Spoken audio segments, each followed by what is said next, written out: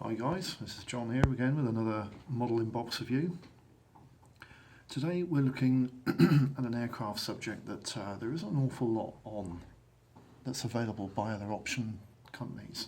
But today I'm looking at the Italieris Republic RF-84F Thunderflash. This is of course a dedicated reconnaissance variant of the Thunderstreak, the F-84F Thunderstreak built by Republic. So, without too much of an ado, let's go into the boxing history. The boxing history on this kit is quite interesting. It starts off in 1972 when the original Thunderstreak was released. And the reason why I'm focusing on this as an initial start is because the Thunderflash shares common parts with the Thunderstreak model up to about 40%. The only major differences are the nose cone and the wings, which you'll see in the kit itself soon.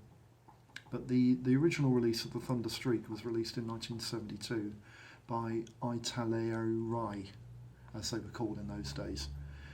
The Thunderflash was released 2 years later in 1974, and as you can see, the aircraft has, because there's cameras in the nose, the aircraft required different air intakes and the leading edges of the wing roots, which actually made the aircraft a little bit more aerodynamically stable and slightly more fuel efficient, but there wasn't a huge amount in it. But the Thunderflash was released by Italierai in 1974. Then, obviously, with the links that Revell have with Italierai in the 70s, they released a 72nd version of the Thunderflash as well. It was exactly the same kit, but it had German decal options on the kit, and I think the German options are actually quite nice. I wish I had this kit instead of the one I've got, because I think I would rather have done the German options, but that is an interesting situation as well. Just need to get that message off my phone, there we go. Otherwise it's going to click all night. The 74 was also released by Revell, and then in 1975 Italierai did a reboxing of the Thunderflash, same box top, but for some reason they put the model serial number in the bottom right hand corner of the kit. This was box serial number 108, and this followed right through till I think the end of the production series of the RF-84F. And as you can see there, the nose cone is completely separate. Now on the Thunderstreak kit, the nose cone is included. Actually, is it included? I can't remember whether it is or not. I think it is. I'm pretty sure it's included in the original Thunderstreak kit, and the nose is separate. But this sprue is definitely, the majority of this sprue is exactly the same as the Thunderstreak kit, with the exception of the fuselage. And there's also different sprues on the second sprue that's involved. We'll see those in a minute. For 1975, that's the Thunderflash from Italierai. And then they reboxed the kit showing an image of the model built up. This is the 1978 rendition, boxing type. Italierai's boxes, this style of boxes, were very prone to crushing. The box I have is quite heavily crushed, and it is exactly the same as this box, but there is a difference because I've got the later boxing release. So that's 1978. 1980, which is the one I have, has Japanese writing in the top right hand corner of the photo here, but everything else is also the same. Italierai also changed their name to Italierai around about this time as well. So 1980 goes now to 1981, and Testa got involved with the Italierai system as well, and Testa released the kit with American markings, which is also an option I would have liked to have done too. So that's 1981, which led to 1984, where they built a new style of boxing. This is with the black top flash on the top here. Again, Japanese writing in the corner here. But in the bottom left-hand corner, there's model kit, model Riedreit, which is French for model kit. So obviously this kit was released all over Europe as well. 1984 led to 2002, and this is, I believe, the present boxing of the RF-84F Thunderflash that is still available in the shops today. I'm not 100% if it's actually on general release, but this was the last release of this kit. And the thing that's interesting about it is that it has decals for all four of the air forces that were featured by other companies prior. You have the American, the Italian, the German, and the Belgian offerings. The Belgians and the Belgian and Italian versions being offered in the earlier boxings, German by Revell and America by Testors, obviously. So that is the boxing history leading up to 2002, and I'll just leave you a nice image of an Italian Thunder Flash, which is a nice image to be left with, and then I'll pan the camera over to what we're going to be doing an in-box review of. I did mention, I'll just pull the camera around this side, I did mention that these boxes are incredibly prone to crushing, and this one is no exception whatsoever. It's a little bit close for my liking, so let's just pan that back a little bit. There we go, is that better? That's a bit better, isn't it? It's a little bit close for my liking, there we go. That's a bit better. Right, let's pan the camera up a little tiny bit, there we go. Here's the box we're looking at. This is the 1980 release, which had the Japanese writing in the top corner, the name change here, and again, as you can see, it's quite a heavily crushed box, which is great, isn't it? We'll open the box and show you the contents.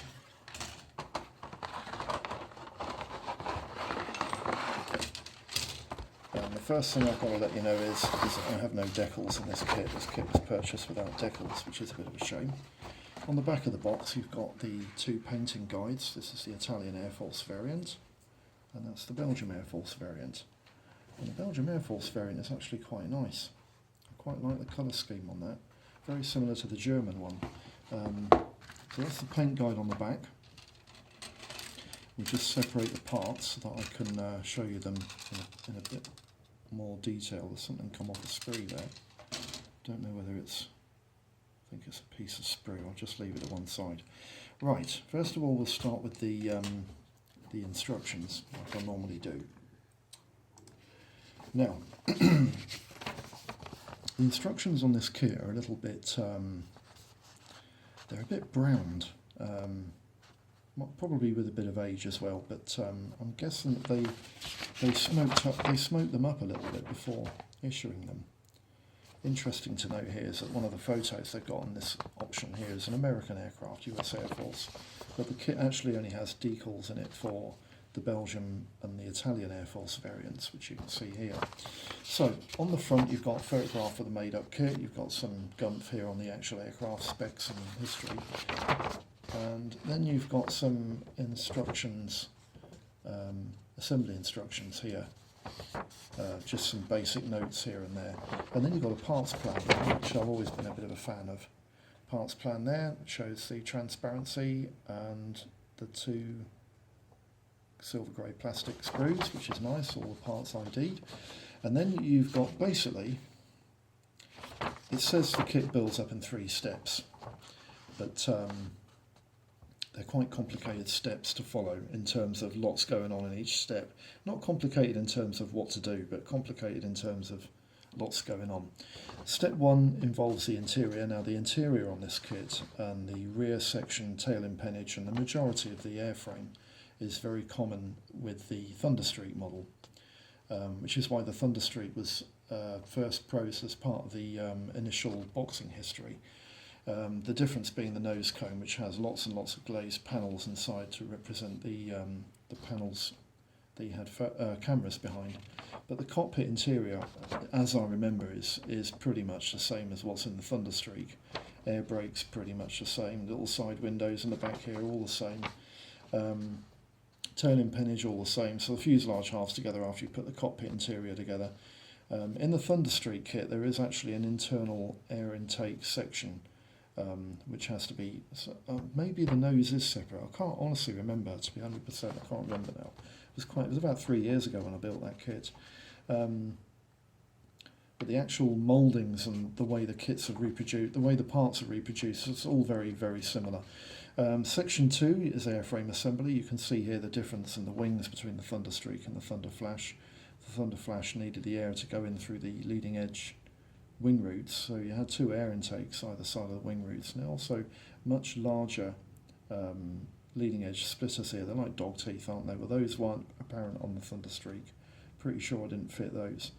You have some little splitters here inside the air intakes, which are quite nice. They'll paint up quite nice, won't they? There's an option for the position of the cockpit canopy here. That shows the closed position, and that shows the open position, how it should look, which is nice and easy to follow. That's a good touch there by Italio. Turn the page over, and you get section 3, which is basically the undercarriage fit at the top there, undercarriage assembly, and the twin drop tanks which fit underneath the inboard sections of the wings. It shows you there putting them in position, but on the lower section it shows you where the holes are and everything. When you do the wheels up option, it shows you exactly where they go with it. It's not too clear here, but it's very clear here, which is great. So that's basically instructions. They're quite simple really when you think about it, aren't they? Right. I want to quickly delve on the decals. Now, I haven't actually got the decals in this kit for you to have a look at, but I have got a photograph of the decals that you actually get. So I'll just swing the camera back round to the computer so that you can have a quick look at this. There are the decals. These are the decals that you get with the model in the box.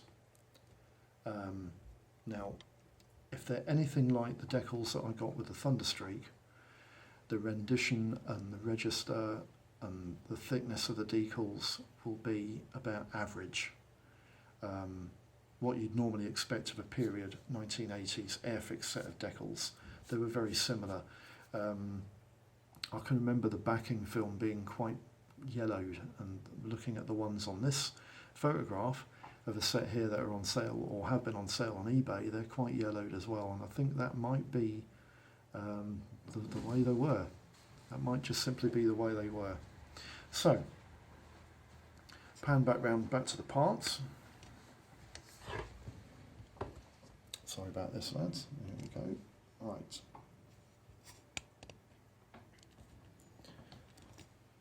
This is very professional of me, isn't it? Right. Transparencies. We'll have a quick look first at the main cockpit transparency, which is in my hand here. I hope you can see it. The clarity of the part is exceptionally good. There's a couple of bits there that have come off the part when it tripped off the actual true sprue tree, but the part itself is really crystal clear. It's not very thick. It's actually not bad. 1980s construction, usually you ended up with a part which was sort of average, but these are actually quite good quality. But Italieri did have a pretty good name for themselves in those days. As far as, they weren't top of the tree, but they weren't far off. The forward section of the canopy there, the windshield, again, that's quite clear, nicely framed. That should paint up quite nicely. I'll just drop my finger in there so you can see. You can't actually see my fingerprints, so that's quite heavily distorted, but you will see quite clearly through the canopy any detail that needs to be picked off with paint. And the rest of the parts are basically the camera lenses that go in the nose section. And I'm not sure what those two parts there are. Not sure, I might have to check that out later. But that's the transparencies, which are quite nice. Then we look at the sprue that contains the fuselage hearts. And I just want to quickly go over this. Basically what you see in the middle, to be honest with you, from what I can remember, this whole sprue might even be the same as what you got with the Thunderstreak, because the nose cones probably were separate, because I can remember putting an entire separate air intake assembly inside the nose cone, thinking about it. So I think the actual sprue, this sprue might be the same as the Thunderstreak sprue, which is great, isn't it? And the parts are actually quite nice. The pilot's a bit dodgy. He looks a bit dodgy, doesn't he? I don't think I would like to meet him in a dark alley. The nose wheel there is quite nicely and faithfully reproduced. That's coming into focus nice. And the actual raised panel lines on the fuselage, they're quite severe actually. They might need a slight bit of sanding down, which is a bit of a shame, but it shouldn't sand down that difficult. The drop tanks there, they're quite nicely reproduced, and the tail planes, again, they look quite nicely reproduced. Raised panel lines there, that's the tail fin. It's a nice moulded kit. I thought that when I built the Thunderstreak. It's a nicely moulded kit. And the other thing to remember about this model is that I remember when I built the Thunderstreak, it had absolutely no fit issues whatsoever. I didn't even need filler anywhere on it. It just flew together, threw itself together very, very easily. The wings themselves, nicely picked out panel lines there. They are raised, as I said before, but you can't have everything. It's a 1980s kit, so you have to remember it's a 1980s kit. The nose cone there, the actual apertures there for the lenses for the cameras are quite nicely reproduced. There are quite a lot of them. So, yeah. And the wheel well, I hope I can get this in focus for the wheel well, because the wheel well is quite interesting as well. Can I poke that up there so you can see it?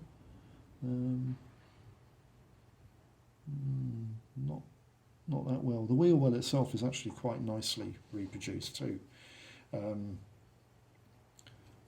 The actual detail on it is adequate. The pylons there, they've even got raised panel lines on the pylons, which is quite nice too.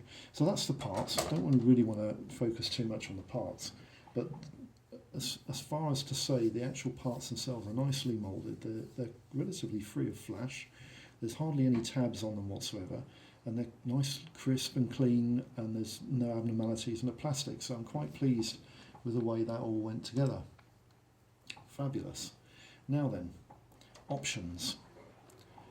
We'll go through the options. I want to just show you some of the options. There aren't that many options on this kit, primarily because the Thunder Flash was never as popular a subject as the Thunderstreak. So what I'm going to do, I'm just going to put all this back in here. I know it's a bit boring to watch and everything, but I'm just going to put it all back in here. Just pop that little tab in so that I don't lose it. I'm going to put all this in the box. There we go. Transparency and the canopy. There we go. Shame I can't actually show you the decals, but I haven't actually got any. I'm probably going to source some decals for a version of the Thunder Flash. There are lots of Air Forces that use this aircraft, so that's going to be quite interesting. Right, the options. Options on this kit are quite few and far between, but I'll just peel this up. And I want to show you the options that are available on this kit, because they're actually all relatively good apart from this one. This one is the Howler. That lots of people need to be made aware of. Right. This option is in 144 scale, and it's by a company called Aero Club 144. All of their kits are in 144th scale, which is why they're called Aero Club 144. The decals on the kits aren't bad, and as far as the size and detail of the model itself, it is actually quite an accurate representation, but the quality of the mouldings aren't great, and the kit is definitely not for an inexperienced modeller. But it is available. It's not cheap. It's about $20, which works out to about £17–18. So, and they are made in the UK. But I haven't seen very many of them on sale in the UK, but you can get a few of them on eBay here and there. And I'll go through the English costings on them when I get through to the costings in a minute. So that's the 144 scale option, which is available by Aero Club 144. Then you have a company called JP Productions, and PJ Productions. PJ Productions built the Thunder Flash in 1/72nd scale. Now, I know there are options from Testors and Revell, but the Testors and Revell kit are exactly the same as the Italeri kit, so they are not a separate option, really. They're just the same kit reboxed by different companies. But this model is, again, not for the novice. This is a resin kit made in Belgium. I'm not sure how much money it goes for, but we'll get back into that in a minute when I do the costings. So that's PJ Productions, 1/72nd scale, and then you have the 48 scale options. Now, Fonderie Miniature, they do this kit with French and American markings, but this kit, you should be made aware of the fact that this kit is actually the Hella 48 scale option, and isn't a Fonderie moulding. So Fonderie Miniature do it in 48th. That's the Hella representation boxing, that's in 1/48th, so they do a version of it too.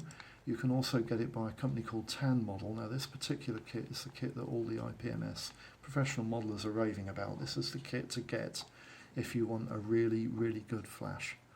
The Tan Model is excellent, not cheap though, it's quite pricey. The last one on option here is the X-Kit. X-Kit do this model in 48 scale. I think X-Kit is a company made in France. I'm not 100% sure, but I think they are. And they're backed by Fonderie Miniature, so it wouldn't surprise me if this kit was actually the Hella kit as well. So there we go, that's the options available. Now then, what I want to do now, I'll just bring this kit box back up and I'll just show you an image of this kit.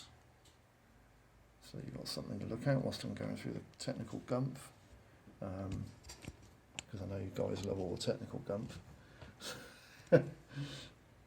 That's a bit better, isn't it? Right. Technical gumph on this kit, there's not a lot to go through. The kit is made by Italeri. It's a Republic RF84F Thunder Flash, built in 1/72nd scale, and the box, the serial number is number 108. There are decals for two versions, one for the 3rd Aero Brigata based at Villafranco in Italian Aeronautica Militaire, and the second is by the 42nd Recce Squadron, Belgium Air Force based at Warn in Germany. The kit comprises 47 parts on 2 grey-silver plastic sprues and 13 clear parts on 1 clear sprue, making 60 parts in total. The kit measures 7.5 inches long and is a 7-inch span and 2.75 inches on its undercarriage. Options. Costs of options. The Aero Club Republic RF84F Thunder Flash in 144 scale retails in England for about £7 to £10. The Italeri boxing retails between £5 and £25 in 72nd scale. The PJ Productions Republic Thunder Flash retails for about £35 to £42, so that is a really expensive resin kit. The Revel kit usually retails for between £6 and £10, and the Testors Republic Thunder Flash retails for between £7 and £15.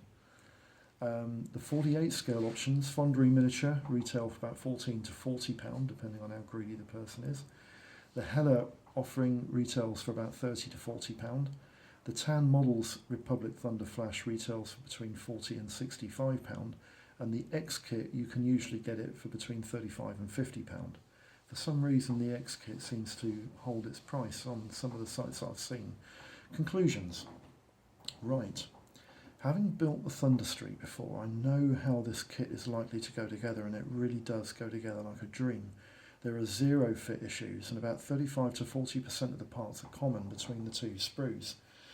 Raised panel lines are an indicative sign of the kit's vintage heritage from the 1980s. Actually, the kit was built originally and designed in the 70s, but don't let that put you off. The lines on the RF84 are very nice, and are faithfully reproduced in the Italeri Thunderstreak, and should be as good in this offering with the Thunder Flash. All in all, it's a very accurate, rare subject for this kit and a delight to build. It's highly recommended, and looking forward to this one very much, as I am. I can't recommend the Italeri Thunderstreak and Thunder Flash more. As I said, it's not the Tan kit from Tan in 1/48th, but I think as options in 72nd scale go, I think it's the one to opt for. I would definitely recommend this above all the other options. And again, the Testors and the Revell kit are the same kits anyway, so if you fancy, or if you can manage to get your hands on one relatively cheap, definitely grab it, because they are nice models, really nice, nicely represented, nicely reproduced, mouldings are superb. So get yourself a nice Thunder Flash, go out and grab one if you fancy building something a bit different. Hope this video has been of some use to you, lads, and as I said before, if you like, give me a like, pass some comments. I always appreciate comments, and any questions I'll answer them as quickly as possible. And I hope to see you again with another video soon. Happy modelling out there, lads. Bye bye.